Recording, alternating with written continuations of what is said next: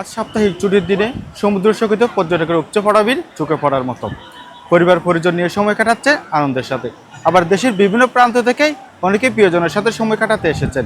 তাদের সাথে কথা বলে জানার চেষ্টা করব কেমন কাটছে তাদের ছুটির দিনগুলো। আজকের দিনটা এইভাবে বেছে নিলাম, আমাদের ব্যবসা বাণিজ্য একটু মন্দা চলতেছে, যেহেতু বিশ্বে একটা যুদ্ধ চলতেছে, ব্যবসা বাণিজ্যের পরিস্থিতি খারাপ, চিন্তা করলাম একটু বিনোদন করে মনটার একটু ভালো করি আর কি, চাঙ্গা করি।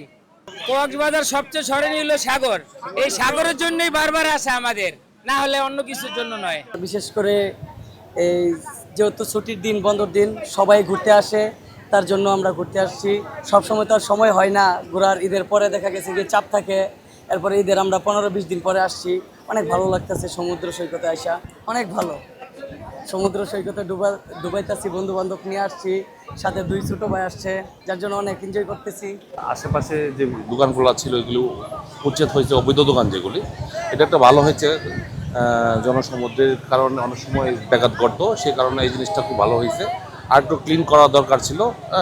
এটা আমি বলবো যারা এই কমিটিতে যারা আছে এটা একটু ক্লিন করা প্রয়োজন। মোটামুটি ভালো লাগতেছে, কিন্তু আসলে এখানে অনেক অনেক পরিমাণ জনগণ একসাথে এক জায়গায় বিচের মধ্যে আসলে পরে তখন একটা অন্যরকম পরিস্থিতি তৈরি হয়। কিন্তু আসলে এই এক জায়গায় না থেকে মানুষ যদি বিচ কিন্তু অনেক বড় বিচ, এত বড় বিচে শুধুমাত্র এই সুগন্ধা এবং কলাতলি এবং লাবণী বিচে জনগণ বেশি।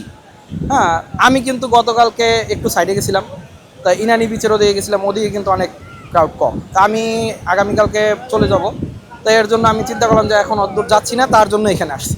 কিন্তু আসলে যারা কক্সবাজার আসবেন তারা যদি সুগন্ধা, লাবণী এবং কলাতলি বাদ দিয়ে যদি পাটুয়া টেক এবং ইনানির দিকে যান, তাহলে আমার মনে হয় একটা বেটার এক্সপিরিয়েন্স পাবে।